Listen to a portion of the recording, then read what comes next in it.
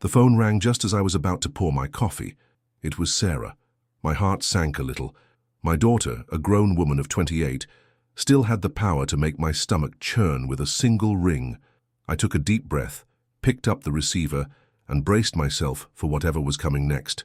"Dad, are you busy?" Her voice was soft, almost a whisper, a stark contrast to the usual upbeat way she talked when she was happy. "Not at all, sweetheart. I was just about to have my morning coffee. What's wrong?" A long pause followed. I could hear her breathing, a shaky, uneven sound. I quit my job, Dad." The words hit me like a physical blow.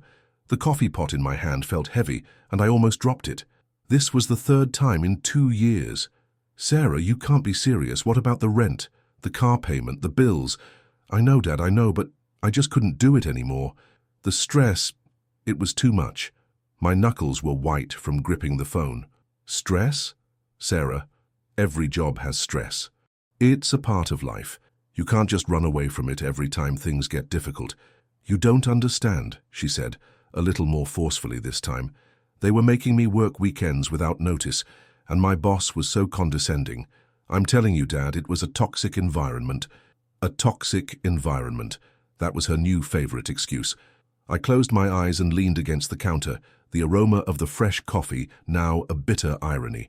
"Sarah, what am I going to do with you? You're not a child anymore. You need to be responsible." The silence on her end of the line was deafening. "I know. I'm sorry." "Sorry doesn't pay the bills, Sarah." I heard my own voice, sharp and cold, and instantly regretted it. This wasn't the way to handle this, but I was tired, so tired.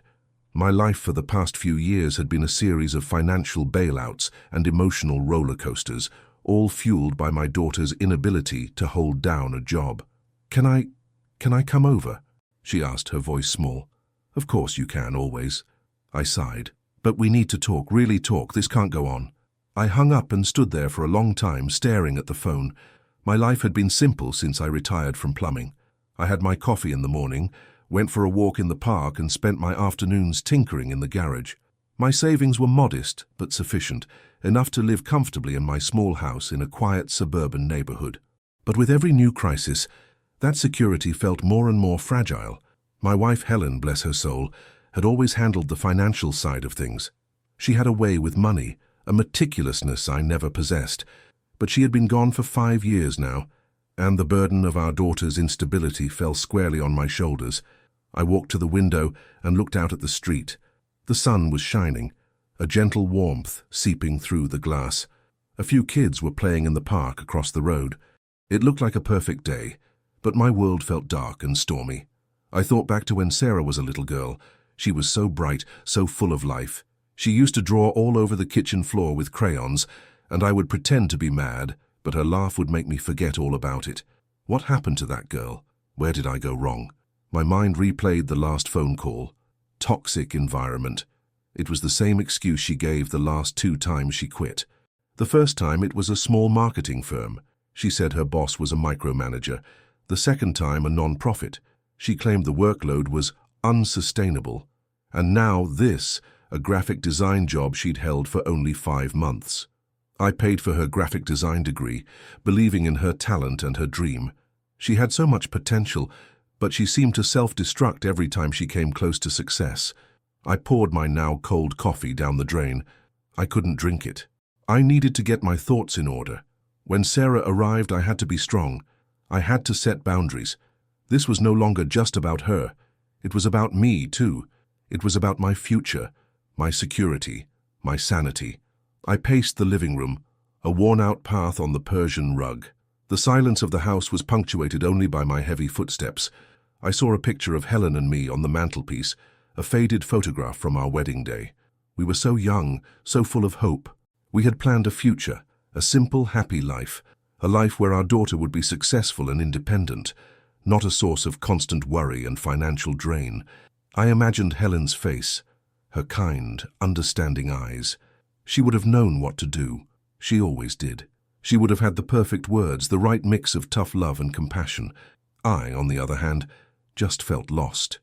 A part of me wanted to give her a big hug and tell her everything would be all right, and another part wanted to lock the door and pretend she wasn't coming. The doorbell rang. It was her. The moment of truth had arrived. I walked to the door, my heart pounding in my chest. I opened it and saw her standing there, a small duffel bag in her hand.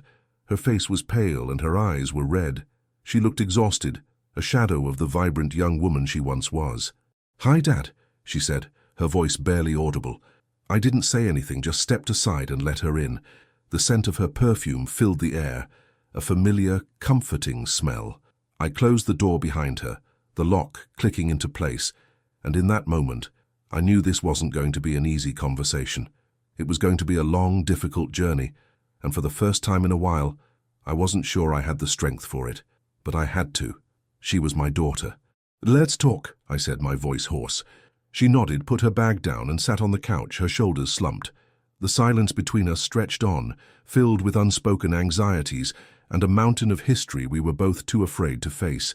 The silence was a tangible thing, a heavy blanket that smothered the air. Sarah sat hunched on the couch, her eyes fixed on a point somewhere on the floor. I stood by the fireplace, my hands clasped behind my back, trying to formulate the words that would convey both my frustration and my love. It was a delicate balance I always failed to strike. "So," I began, my voice a little too loud, "what happened this time?" She finally looked up, her gaze meeting mine, and I saw a flicker of something I hadn't noticed on the phone. A deep, a profound sadness. It wasn't the usual defiant or sorry look. It was just hurt.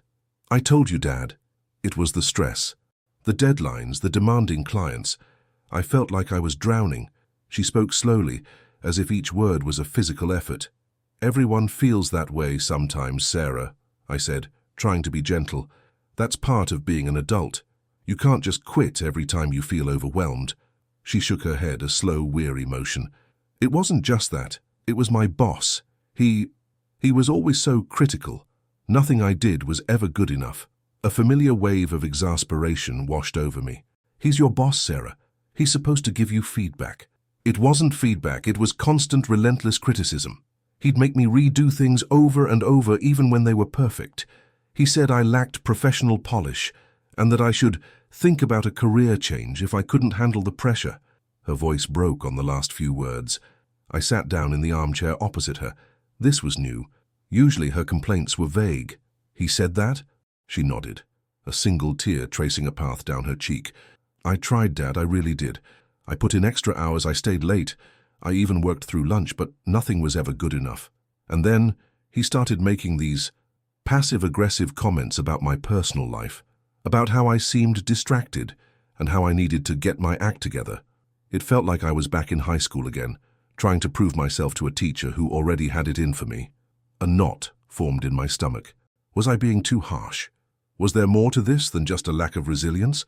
I'd always thought of her as a bit spoiled, a product of our well-meaning but maybe too lenient parenting. But as I looked at her now, a fragile woman on the verge of tears, I felt a pang of guilt. "What did he say about your personal life?" I asked, my voice softer now. "Just little things. He saw me on the phone with my friends and he'd say, 'Make sure you're taking your breaks, Sarah. We don't want you to burn out before you even start.' It was so sarcastic. Or he'd ask me if I was really sick when I called in for a fever. It was a constant barrage of tiny little jabs that just chipped away at me until I couldn't take it anymore. I leaned forward, elbows on my knees. "Did you talk to anyone about this, HR?" She laughed, a short, humorless sound. "HR? Dad, it was a small company. The HR person was his sister-in-law. It was a pointless exercise." I ran a hand through my graying hair. The situation was more complicated than I had initially thought. It was easy to write her off as irresponsible, but if what she said was true, her work environment was genuinely difficult. Still, my frustration didn't disappear. "Even so, quitting is not the answer, Sarah. You could have looked for another job while you were still employed. What are you going to do now? Your rent is due in 2 weeks, and you have that car payment. I was hoping you could help me out just until I find something else." She looked up, her eyes pleading. "I already have a few interviews lined up." My mouth opened and closed. This was the moment I had to say no. I had rehearsed this conversation 100 times in my head. I would be firm but fair. I would tell her she needed to stand on her own 2 feet. But looking at her, a wave of paternal instinct washed over me. The same instinct that made me want to fix every problem she ever had. I don't know, Sarah, I said, my voice wavering. Your mother and I, we always wanted to give you everything we never had. But you're an adult. You have to learn to be independent. I know, Dad, I'm trying, but I feel like every time I get close, something just falls apart. She was crying again, a silent, desperate weeping. I got up and sat next to her, pulling her into a hug. She felt so small, so fragile in my arms. I patted her back, the rhythmic motion a comforting ritual from her childhood. It's okay, honey. It's okay. We'll figure it out. In that moment, I knew I had caved. The no I had planned was a distant memory. I was back where I started, financially supporting my daughter, enabling a cycle I so desperately wanted to break. I looked at the picture of Helen on the mantelpiece, and I swore I could almost hear her sigh of disappointment. The next hour was spent with me going through her budget, trying to figure out how to make her money last until her next job. Her savings were predictably non-existent. I mentally tallied my own savings, calculating how much I could spare without putting myself in jeopardy. It was a depressing and familiar task. Later that afternoon, after she had gone to her room to rest, I called my brother, Mark. He was the pragmatic one, the one who always told me to stop enabling her. She quit again, Mark, I said, my voice low. I knew it, he said, and I could hear the exasperation in his voice. And you're paying her bills, aren't you? I'm considering it. She said she has interviews lined up. Don't do it, John, he said, his tone serious. You're not helping her. You're just postponing the inevitable. She needs to hit rock bottom. She needs to feel the consequences of her actions. But what if she can't handle it? What if she ends up homeless? The thought was a dagger to my heart. She won't. She'll get a job. She'll be fine. You have to let her figure it out on her own. You're not her personal bank account. His words were harsh, but they rang with an undeniable truth. I knew he was right. I knew what I had to do, but I also knew I couldn't do it. Not yet.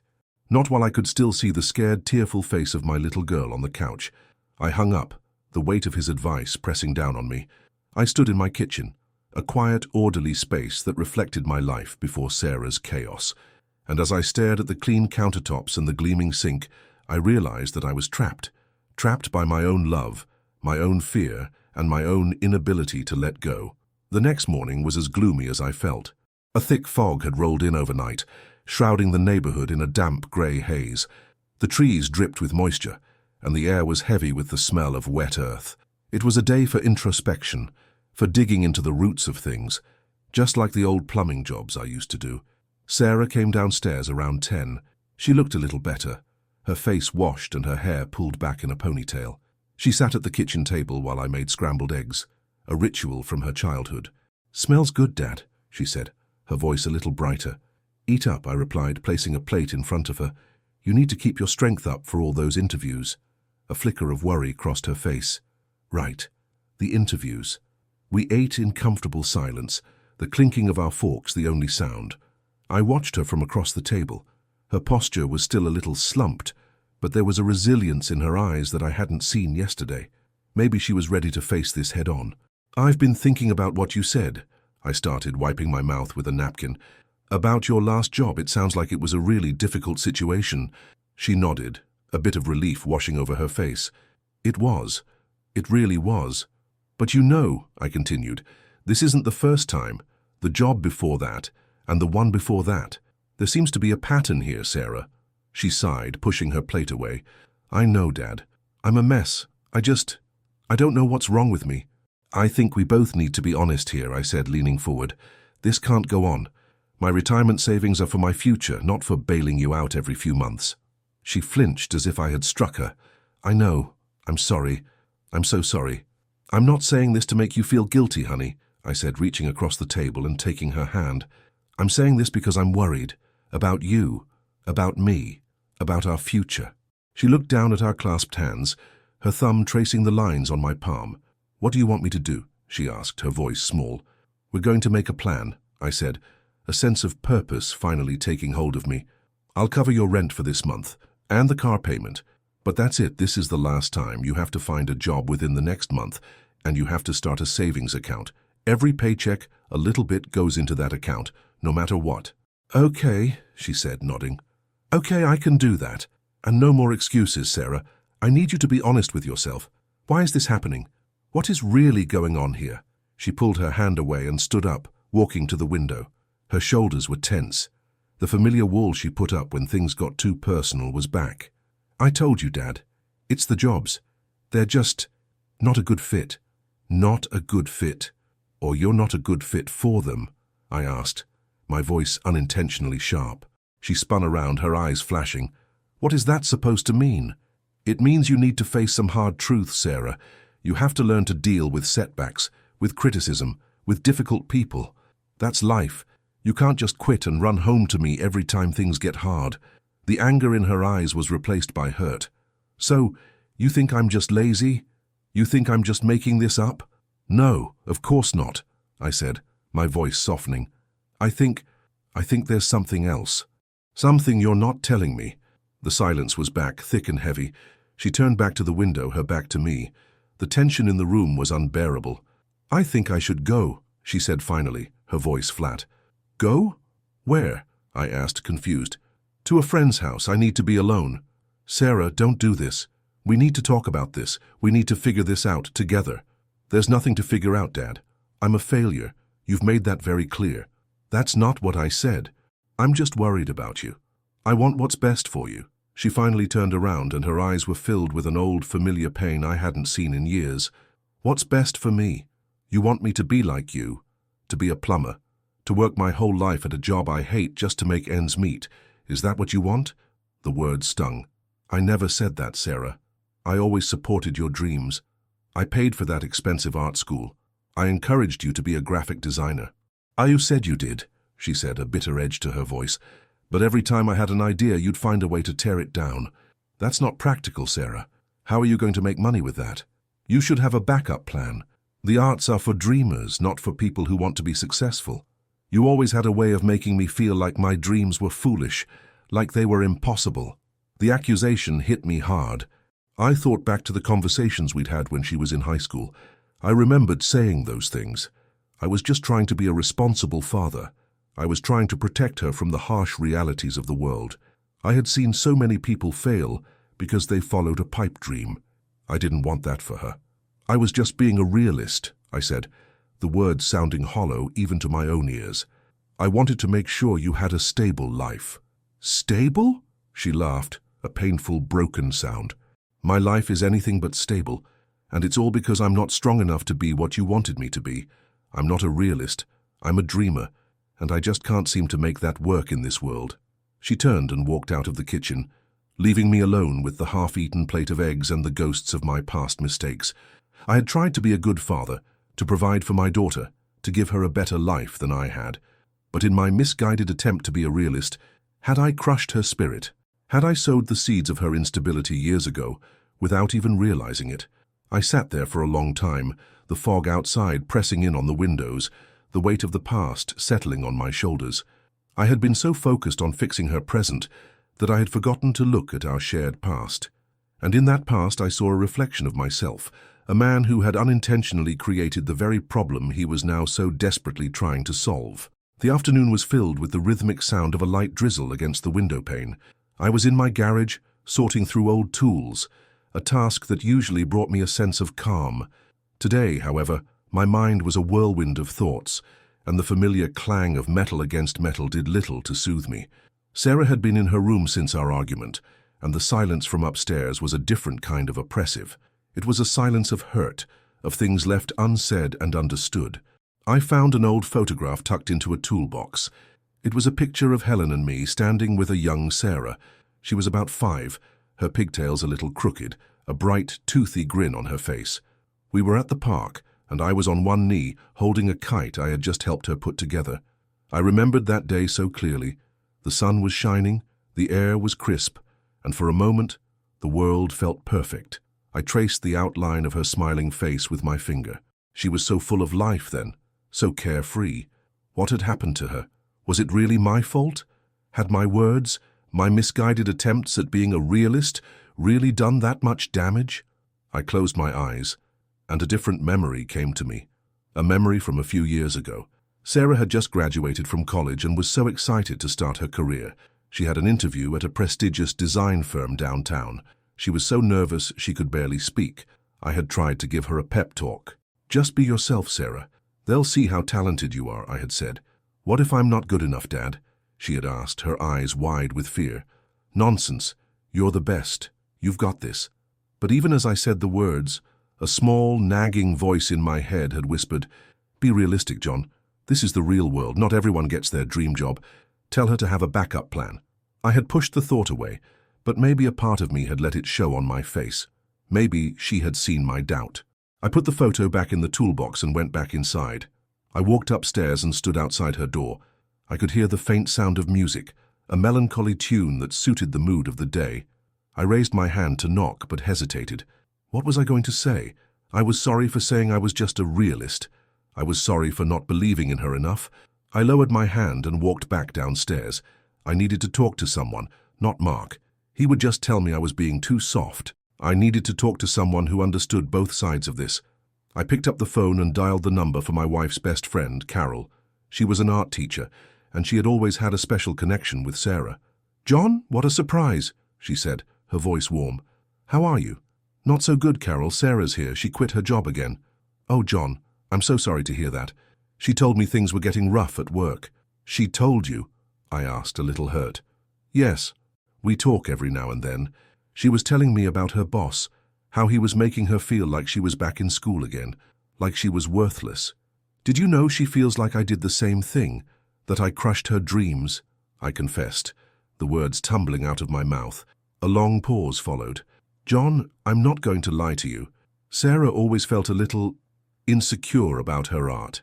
I think she felt like she always had to prove herself to you. You were a successful plumber.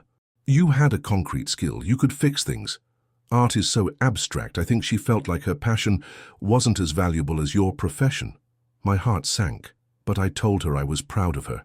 I paid for her college. I know you did, John, and you should be proud. But she needed to hear it more often. She needed to hear that her passion was enough. She needed you to be a cheerleader, not just a provider. And in your own way you were, but I think she always saw the doubt in your eyes. She's a very perceptive girl. I leaned against the wall, the full weight of my mistakes pressing down on me. I had been so focused on being the rock, the provider, the sensible one, that I had forgotten to be the one who believed in her, no matter what. What do I do, Carol? I asked, my voice barely a whisper. You talk to her, John. You tell her you're sorry, not for paying her bills, but for making her feel like her dreams weren't enough. You tell her you love her no matter what, and that you'll support her in whatever she chooses to do, even if it's not a real job. I hung up the phone, a new sense of clarity washing over me. This wasn't just about her quitting her job. It was about her feeling like she was a failure, and maybe, just maybe, I had a hand in that. The external conflicts, the bad bosses, the toxic environments were just manifestations of an internal battle she had been fighting for years. A battle with herself, and with the image she thought I had of her. I walked back upstairs and stood outside her door again. This time I didn't hesitate. I knocked gently. Sarah, can I come in? The music stopped, and after a moment the door creaked open. Her eyes were still a little red, but she looked less guarded. Yeah, Dad, come in. I sat on the edge of her bed, the sheets covered in half-finished drawings and design sketches. The room was a whirlwind of creativity, a chaotic mess that was a direct reflection of her mind. I picked up one of the sketches. It was a beautiful, intricate design for a children's book. This is beautiful, Sarah, I said, my voice thick with emotion. She shrugged. It's just an idea. It's not a real job. Why not? I asked, looking her in the eye. Why isn't this a real job? You're so talented. This could be your life's work. This could be what you were meant to do. The surprise on her face was clear. Dad, what are you saying? I'm sorry, Sarah. I'm sorry for all those times I told you to be a realist. I should have told you to be a dreamer. I should have told you that your passion, your art, is just as important as any job in the world. I was just scared. I wanted to protect you from the world, but in doing that, I think I ended up hurting you. I'm sorry. Tears welled up in her eyes, but this time they were different. They were tears of release, of understanding. She reached for my hand and squeezed it, her grip firm and strong. Thank you, Dad, she whispered. Thank you for saying that. The grey, dreary day outside seemed to lighten a little. The weight on my shoulders didn't disappear completely, but it felt a little less heavy. I finally understood that this wasn't just about money or jobs. It was about love and fear, and the difficult process of mending a relationship that had been broken for years, one quiet, unspoken moment at a time. The air was still heavy with mist the next morning, but the sky was a little brighter. The sun was trying to peek through the clouds, a timid promise of a new day. Sarah was in a better mood. She was on her laptop, a dozen design programs open, her eyes focused on the screen. "Mind if I join you?" I asked, holding a mug of coffee. "No, come on," she said without looking up. "I'm just brainstorming some new projects. A friend of mine has a friend who needs a logo for her new organic coffee shop. It's a small gig, but it's a start." "That's great, honey," I said, genuinely. I sat down next to her, watching her work. Her fingers flew across the keyboard and the trackpad, her movements fluid and confident. She was in her element. This wasn't the stressed, unhappy person I had seen for the past few days. This was Sarah, the artist. I watched her for a while, just taking in her creativity. The colors she chose were vibrant and the lines were clean. "You're really good at this, you know?" I said, a little more to myself than to her. She finally looked up, a small smile on her face. "Thanks, Dad. It means a lot to hear you say that." I had to change my approach. Mark's advice was right. I couldn't just keep giving her money. But Carol's advice was also right. She needed my emotional support, not just financial aid. I needed to find a way to do both, to be a source of strength without being a crutch. "How about this?" I said, sitting up straight. "You told me you have a few interviews lined up. What are they for?" "They're for junior designer positions at different agencies," she said, her voice a little less enthusiastic. "And what about your art? What about the children's book idea you were working on? What about this coffee shop logo?" "Those are just side projects, Dad. They don't pay the bills." "But they could," I said, a new idea forming in my head. "What if we try something different? Instead of you looking for a job at a company that might not appreciate you, what if you try to make this your job? What if you try to be a freelancer?" Her eyes widened. "Dad, are you serious? Freelancing is so unstable. You don't get a steady paycheck. You don't have benefits." "I know it's a risk," I said, "but you're miserable in a corporate environment. We've seen it 3 times now. Maybe that's just not the right fit for you. Maybe you were always meant to be your own boss, to work on your own terms." She didn't say anything, but her eyes were thoughtful. I knew I had her attention. "Look," I continued, "here's what we'll do. We'll set a timeline. For the next 2 months, you focus on building your freelance business. You find more clients, you build a portfolio, you get your name out there. We'll talk to my friend, the one who owns the print shop down the street. Maybe he can help you with some referrals. And during those 2 months, I'll continue to help you with your bills. But after that, you're on your own. You have to be. But you won't be alone. You'll have me and you'll have a plan." She stared at me, her mouth slightly agape. This wasn't the same Dad who had just told her she was a failure. This was a man who was willing to take a leap of faith with her. "Dad, are you sure it's a big risk? I'm a retired plumber, Sarah. My whole life has been about fixing problems. It's time to fix this one. Not with a wrench and a pipe, but with a plan. A plan that we make together." A slow smile spread across her face. It was the first genuine smile I had seen in a long time. It reached her eyes, making them sparkle a little. "Okay, Dad, let's do it. Let's make a plan." The rest of the day was spent in a flurry of activity. We sat at the kitchen table, her laptop between us, and we started to build a business plan. She talked about her target audience, about different marketing strategies, and about a website she could build to showcase her work. I, in turn, offered my own brand of practical, no-nonsense advice, the kind I had learned from running my own plumbing business for 30 years. I talked about contracts, about budgeting, and about the importance of word-of-mouth marketing. We were a team, a father-daughter duo, a plumber and an artist, building a business together. It was a beautiful, ridiculous thought, and for the first time in a long time I felt a sense of hope, not just for her but for us. That night, as I lay in bed, the light from the street lamp casting a soft glow on the walls, I thought about what we had accomplished.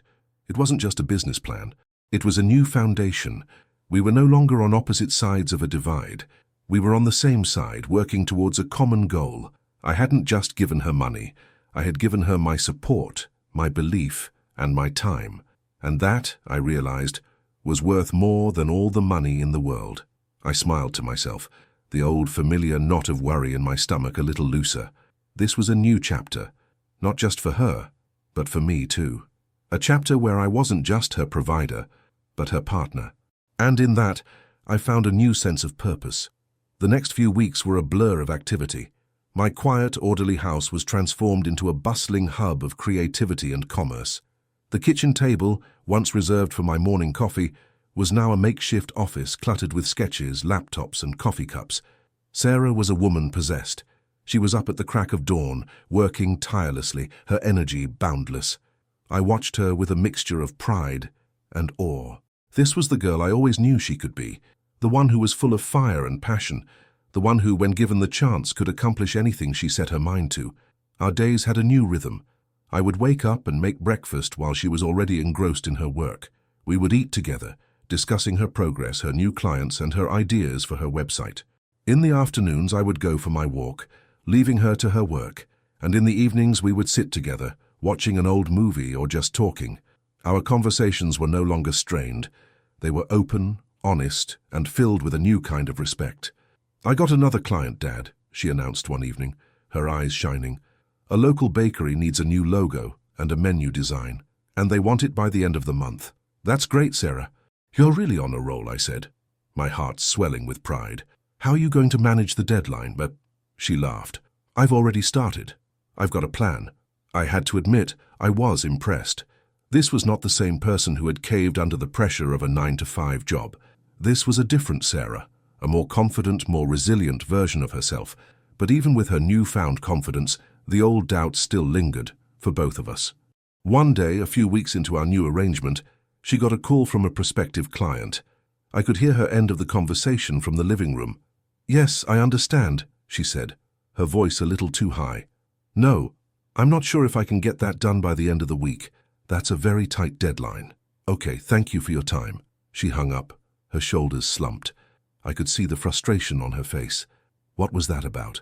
I asked, walking into the kitchen. "They wanted me to do a huge project in 3 days. I told them I couldn't do it. The guy was so rude. He said if I couldn't handle the pressure, I should find another line of work." A familiar wave of anger washed over me. "He said that? Who does he think he is?" "I know, it reminds me of my last job. I feel like I'm back to square one." She sat down, her head in her hands. I sat next to her and put an arm around her. "No, you're not. You stood up for yourself, Sarah. You set a boundary. You said no to a bad client. That's not a failure, that's a victory." She looked up at me, a glimmer of understanding in her eyes. "You think so?" "I know so. A good business person knows when to walk away from a bad deal. You did the right thing. You didn't let him push you around. You're not going to be a doormat anymore. And that's the most important lesson you've learned." A small smile returned to her face. "I guess you're right." In that moment, I realized something profound. It wasn't about me fixing her problems. It was about me giving her the tools to fix them herself.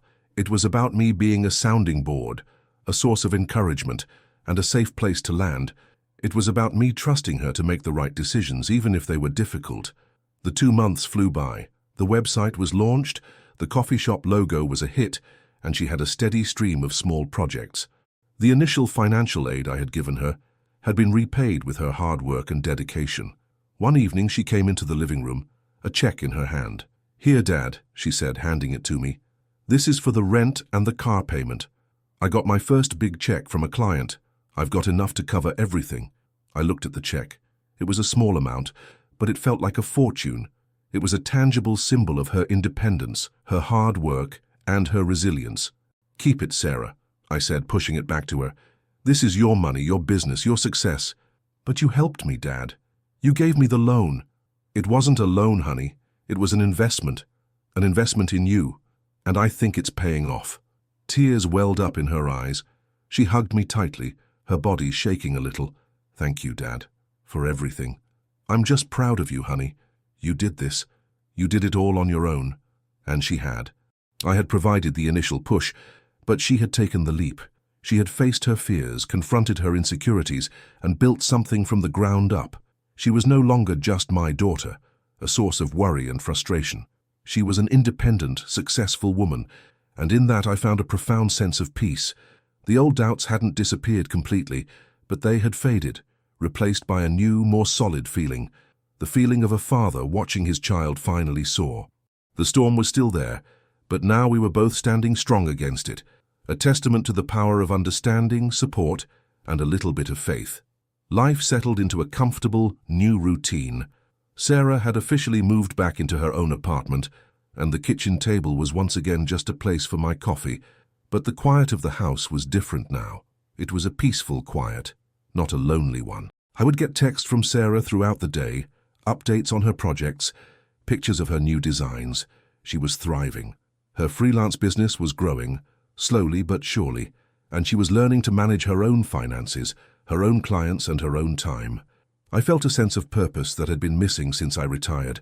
I was no longer a provider in the traditional sense, but I was still a father, a mentor, a sounding board. I found myself becoming a sort of amateur business consultant, offering advice on taxes, contracts, and the importance of a good work-life balance. One Saturday, she called me, her voice buzzing with excitement. "Dad, you are not going to believe this. The children's book idea I was working on? I sent a sample to a small publishing house and they loved it. They want to publish it." My heart soared. "That's incredible, honey. See, I told you your art was enough." I know.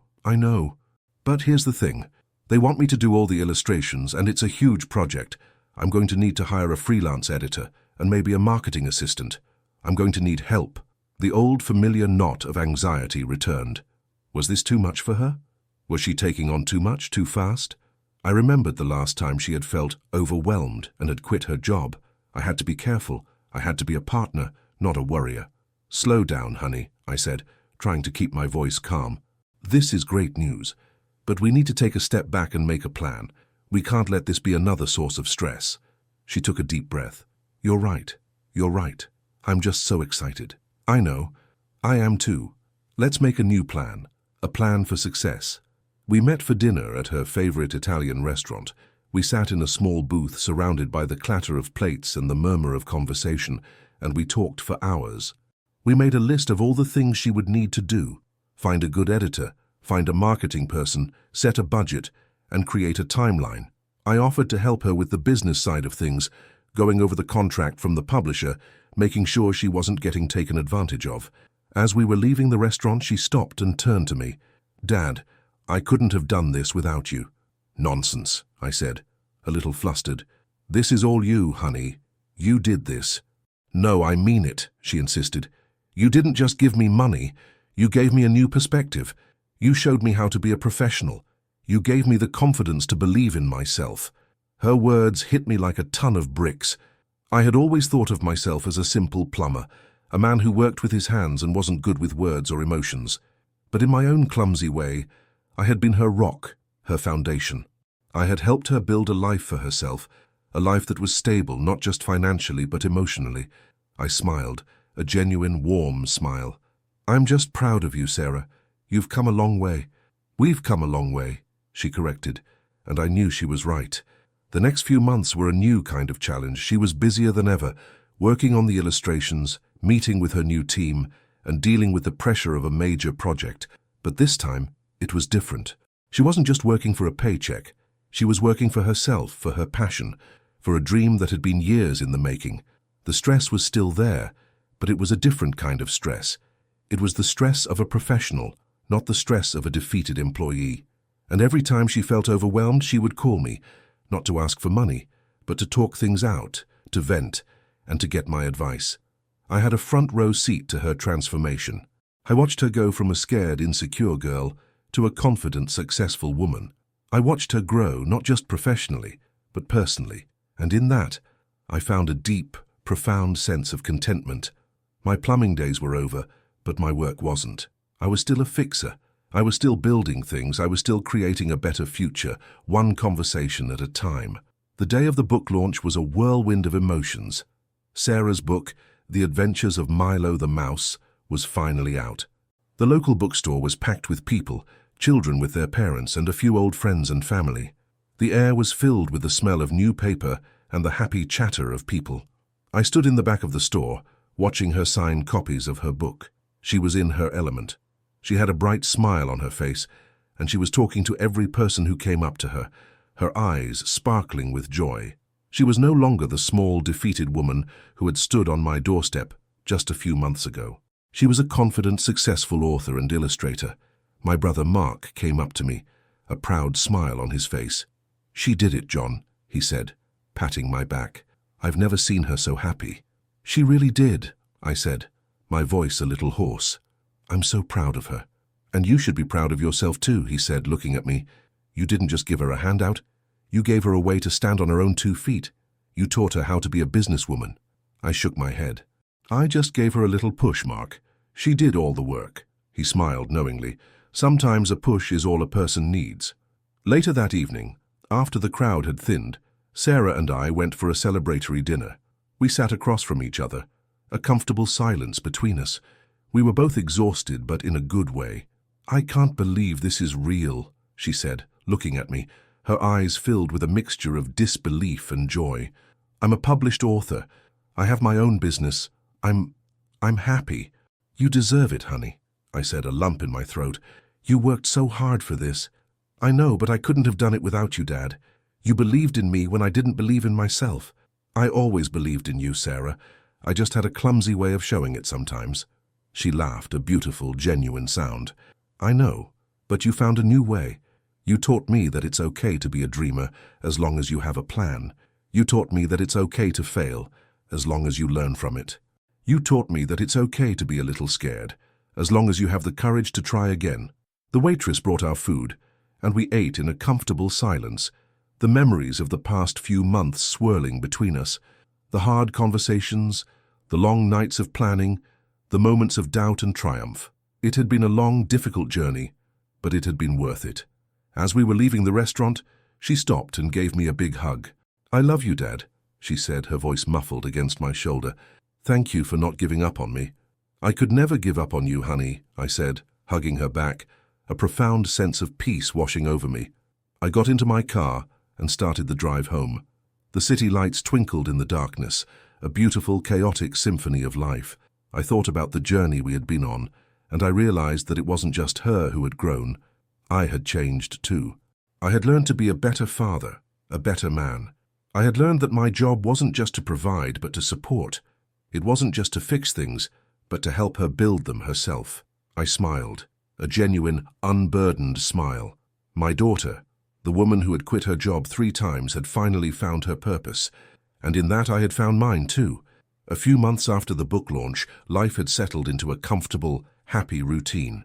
Sarah's book was a success, and she was already working on the next one.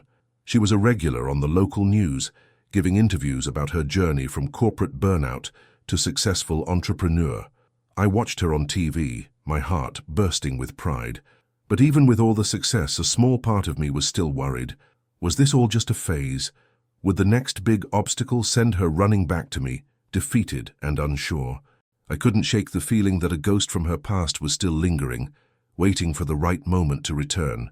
And that moment came in the form of a phone call. I was in my garage, polishing an old wrench, when my phone rang. It was Sarah. Her voice, usually so bright and full of life, was now shaky and strained. "Dad, can you come over? I need to talk to you." My heart sank. The old feeling, the one I had grown so accustomed to, was back. "Of course, honey. I'll be there in 20 minutes. I drove to her apartment, the familiar knot in my stomach growing tighter with every mile. Her building was in a trendy, upscale neighborhood, a world away from my quiet suburban street. I walked into her apartment and found her sitting on her couch, a laptop open in front of her. Her face was pale and her eyes were red. "What's wrong, honey?" I asked, my voice filled with concern. She looked up, a tear rolling down her cheek. "I just got a message. From my old boss, the one from the graphic design firm." "What did he say?" I asked, my blood starting to boil. He said he saw me on the news. He said he was so surprised that I had finally managed to hold down a job. He said he knew I'd never make it in the corporate world, and that it's sad I had to resort to making children's books to be successful. The words hit me like a physical blow. The anger I had felt so many times before returned, but this time it was a cold, quiet rage. He has no right to say that. He's just a bitter, insecure little man. "I know," she said, her voice trembling, "but it still hurts, Dad. It makes me feel like I'm back to where I started. Like all of this, it's just a fluke, a lucky break." I sat down next to her and put an arm around her, the familiar feeling of her small, trembling body against me. "Sarah, listen to me. He's wrong. You know he's wrong. This isn't a fluke. This is a result of your hard work, your talent, and your courage. You built this from the ground up. You did this. Not me, not anyone else. You. I know, she said, her voice a little stronger. But what if he's right? What if I'm just a failure who got lucky? I looked at her, at the beautiful, successful woman in front of me, and I knew what I had to do. I had to show her, not just tell her. Remember all those times you quit? All those times you felt like a failure? They weren't failures, Sarah. They were lessons. They were the building blocks that led you to where you are now. You had to go through all of that to find your purpose. You had to learn what you didn't want in order to find what you did. She looked at me, her eyes filled with a new understanding. So, the bad jobs, the rude bosses, the rejections, they were all a part of the plan. They were all a part of the journey, I said, smiling.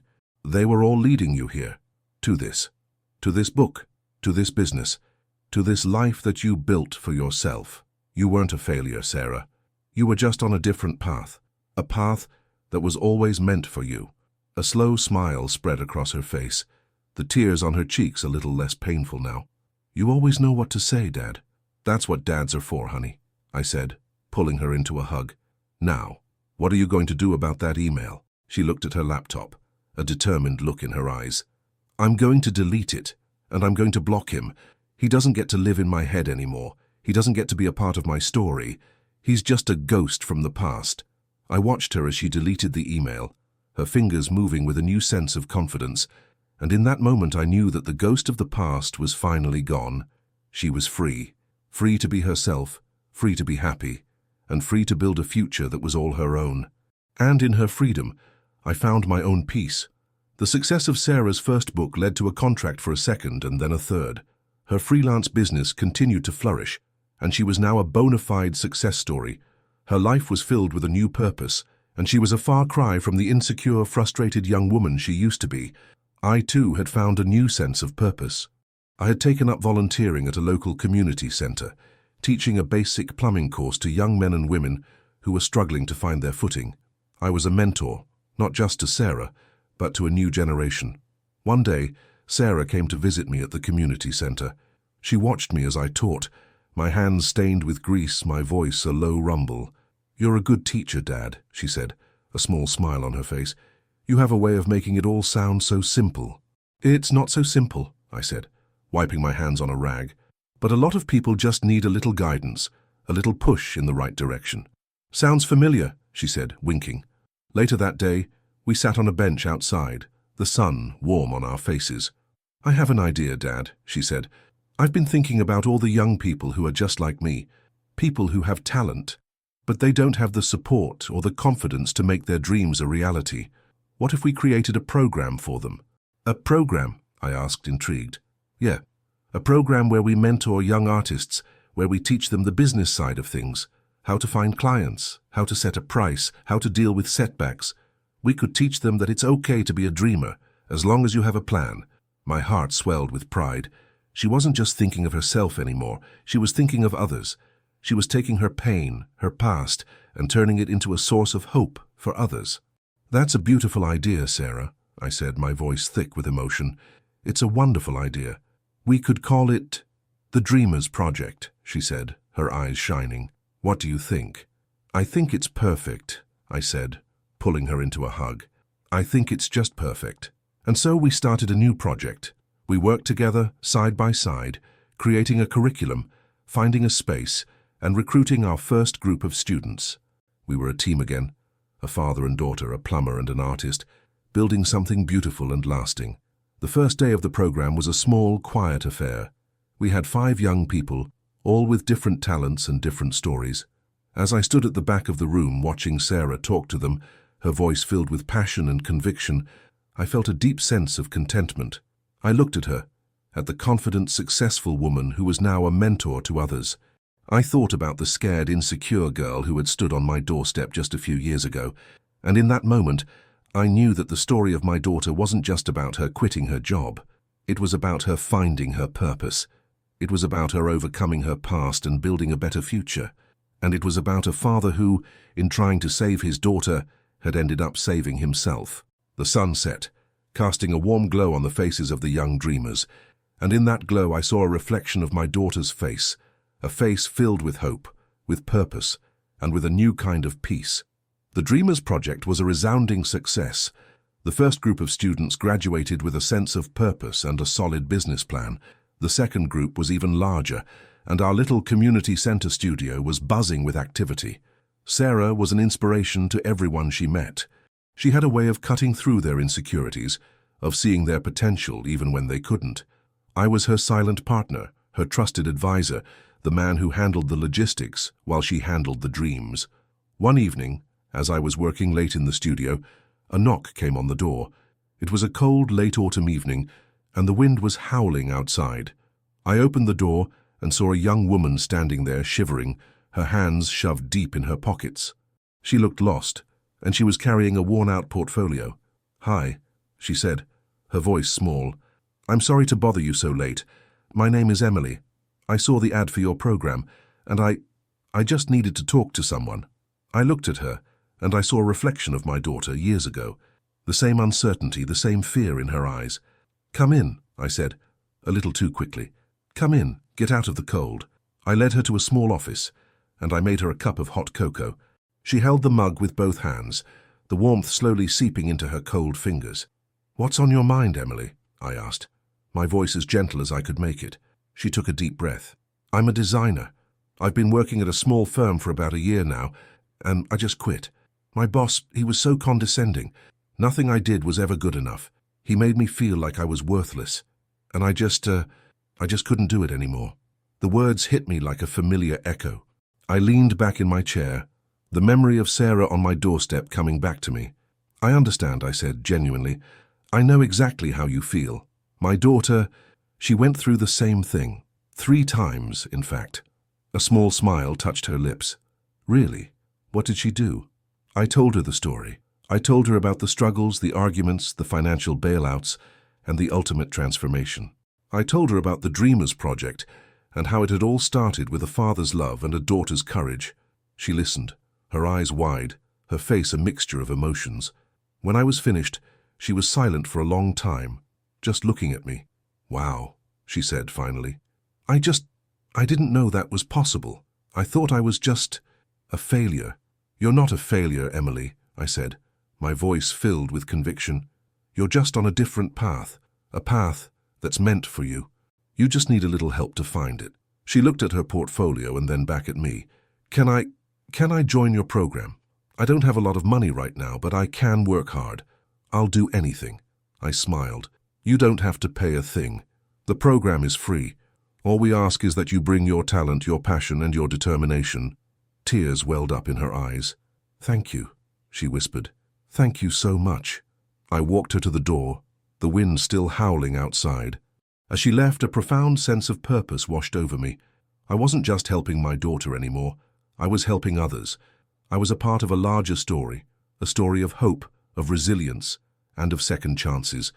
I returned to my desk, the hot cocoa mug still warm in my hands. The studio was quiet now, the only sound the faint hum of the fluorescent lights. I looked at the desk, at the stacks of paperwork, at the art supplies, and I smiled. This was my life now. It was a simple, quiet life, but it was a life of purpose.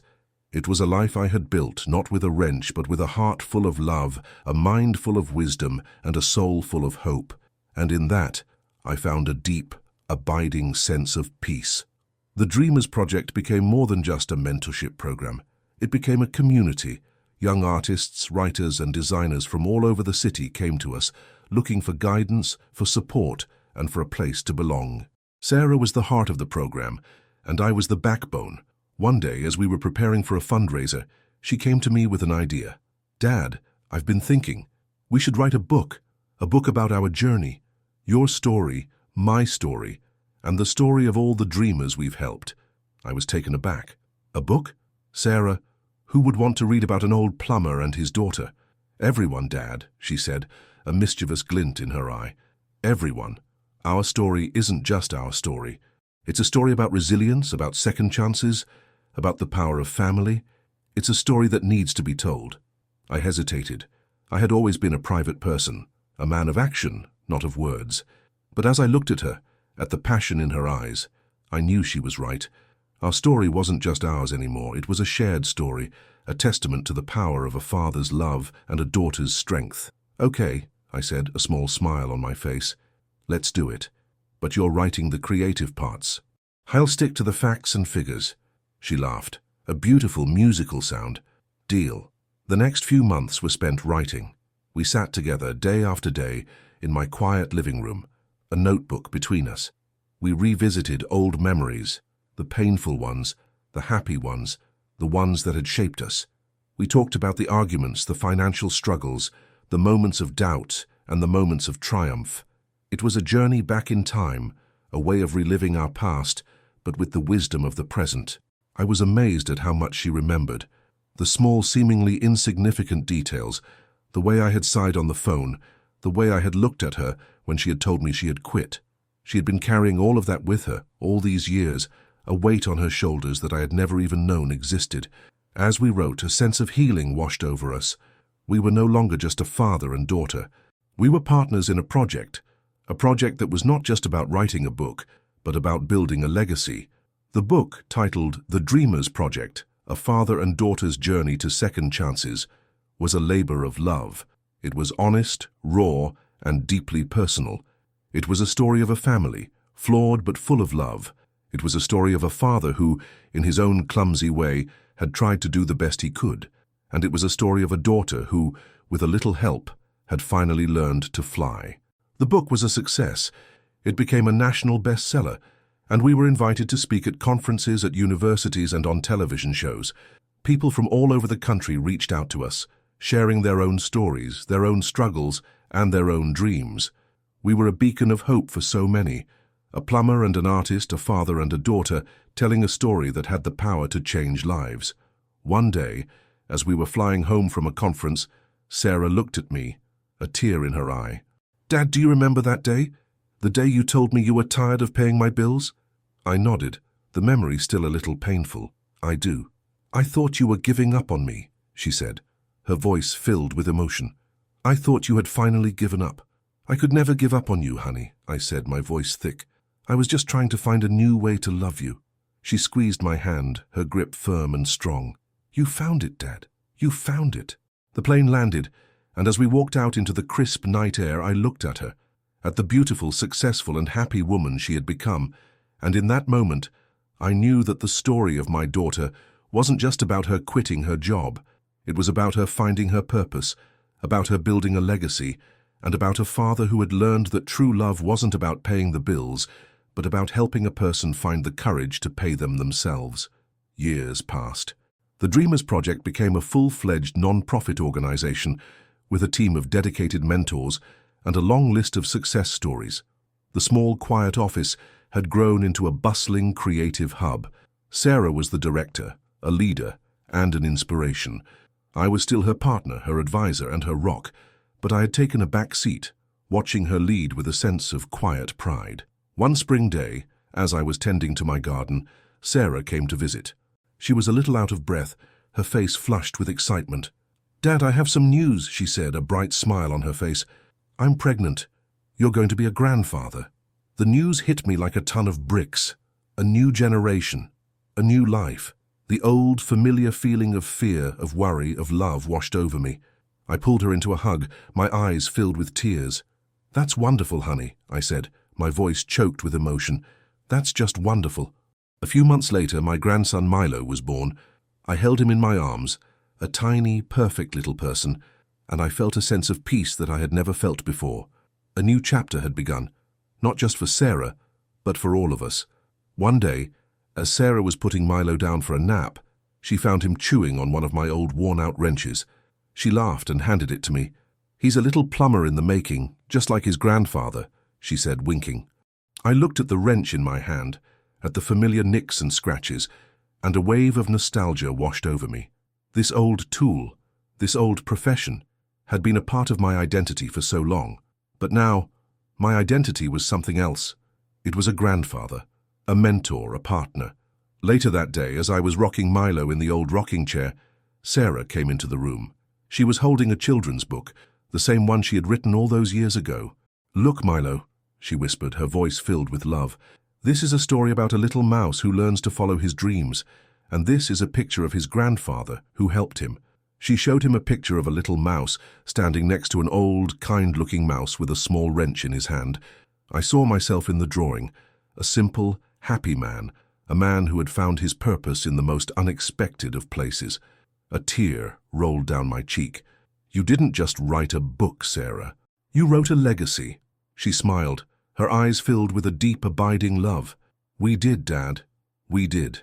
I looked at her, at the beautiful, successful woman who was now a mother. I looked at my grandson, a tiny, perfect reflection of our shared past and our shared future. And in that moment I knew that the story of my daughter wasn't just about her quitting her job. It was about a family, a legacy, and the beautiful, complex journey of a father's love. The years continued to turn. Milo grew from a small, perfect baby into a bright, curious boy. He loved to visit me in my garage, where he would sit on a stool, watching me as I tinkered with old machines. He had the same light in his eyes that Sarah had when she was a little girl, the same insatiable curiosity, the same passion for creating. One day, as we were working on an old lawnmower, he turned to me, his small face serious. "Grandpa, why are you so good at fixing things?" I smiled, a little surprised by the question. "I don't know, buddy, I just always have been. My dad was a handyman and his dad before him. It's just in my blood, I guess." "But you're not just a plumber," he said, his voice thoughtful. "Mom said you're a fixer, that you fix people's dreams." The words hit me hard. A fixer of dreams. I looked at him, at the small, earnest face, and I knew that Sarah had told him our story. She had passed on the legacy, the lesson, the love. "She's right," I said, my voice a little hoarse. I try to fix things, not just pipes and machines, but people too." He nodded as if he understood. "I want to be a fixer too. I want to fix people's dreams." I pulled him into a hug, my heart overflowing with love. My grandson, my legacy, was not going to be a plumber. He was going to be a dreamer, a fixer, a builder. He was going to carry on our story, our legacy, our love. Later that day, I was sitting on the front porch, watching the sun set, when Sarah came to sit beside me. She handed me a cup of hot cocoa, just like the one I had given to Emily all those years ago. "He told me what you said," she said, a soft smile on her face. "He said you told him you were a fixer of dreams." I shrugged. "I'm just a plumber, honey. I just try to do my best." "You're more than that, Dad. You're my hero. You're the one who taught me to be strong. You're the one who taught me to be brave. You're the one who taught me that it's okay to fail, as long as you get up and try again." A comfortable silence settled between us, the sound of the crickets chirping in the distance the only sound. We sat there side by side, a father and a daughter, a story that had come full circle. I had started my journey as a man who was tired of paying his daughter's bills. I had ended it as a man who had helped her build a life, a business, a legacy. I had started it as a man who was burdened by his past. I had ended it as a man who was at peace with his present and hopeful for his future. The sun set, casting a beautiful orange and pink glow on the world, and in that glow I saw a reflection of my life. It wasn't perfect. It had its share of struggles, of pain, of conflict, but it was a life of purpose. It was a life of love, and it was a life that was rich with second chances. Years turned into decades. The world changed, but our little corner of it remained the same. My house, once a quiet, lonely place, was now a bustling hub of family, laughter, and love. Sarah and her family lived just a few blocks away, and Milo was now a young man, a talented artist, and a dedicated mentor at the Dreamers Project. My wife, Helen, had always said that a house wasn't a home until it was filled with the sound of children's laughter. My house was finally a home. It was filled with the sounds of Milo's laughter, of Sarah's joyful chatter, of the quiet, contented murmur of my own heart. I was old now, my body a little more tired, my hair a little more grey, but my heart was full. I had a beautiful, successful daughter who was not only my pride and joy but also my best friend. I had a grandson who was carrying on our legacy of love and purpose. I had a life that was rich with meaning, with stories, with second chances. One day Sarah came to visit me. I was sitting on the porch, a warm blanket on my lap, watching the world go by. She sat beside me, and we sat in a comfortable silence for a long time, just watching the leaves fall from the trees. "Dad," she said, her voice soft, "I've been thinking about something. The other day I was talking to Milo. He was feeling a little down about a project that didn't go well. He was so frustrated, so defeated, and I found myself saying the exact same words you said to me all those years ago. It's not a failure, honey. It's a lesson. It's a part of the journey. I smiled, a deep, contented smile. He's lucky to have a mother who knows what to say. She looked at me, her eyes filled with a deep, abiding love. I'm lucky to have a father who taught me. We sat there, side by side, our hands clasped together. The sun was setting, casting a beautiful orange and pink glow on the world. The world was quiet now, the only sound the soft rustling of the leaves in the wind. I looked at her, at the beautiful, kind and loving woman she had become. I looked at the old worn-out wrench in my hand, a relic from a past life. I had started my journey as a man who was tired of paying his daughter's bills. I had ended it as a man who had helped her build a life, a business, a legacy. I had started it as a man who was burdened by his past. I had ended it as a man who was at peace with his present and hopeful for his future. And in that moment, as the sun set on our shared story, I made an unspoken promise, a promise to myself, to her, and to the generations to come. A promise that no matter what, I would always be there, not just to fix things, but to help them build, not just to pay the bills, but to help them find the courage to pay them themselves. And that, I realized, was the most important job I had ever had.